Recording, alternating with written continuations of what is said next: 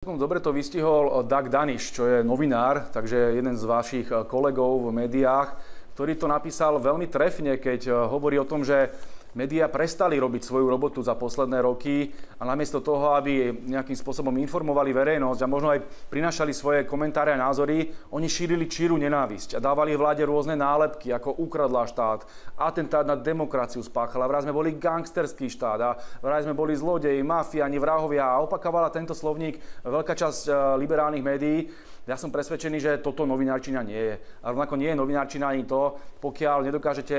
priniesť vyvážené diskusie o vážnych témach, pokiaľ vám do diskusie, a nebudem teraz osobný, príde povedzme ku konfliktu na Ukrajine 4 hostia a všetci majú totožný názor a nie je tam jediný názor, ktorý by nejakým spôsobom oponoval, tak tam nie je dodržaná žiadna pluralita ani diverzita a práve o tom hovoríme, že tam musí byť vyváženosť, objektivita a musí tam byť istý odstup, že to nemôže byť nejaký politický aktivizmus. Pokiaľ sa týmto spôsobom budú médiá uberať, ja som presvedčený, že ich úloha spoločnosti je nezastupiteľná, ale musia si trošku vstúpiť do svedomia aj oni.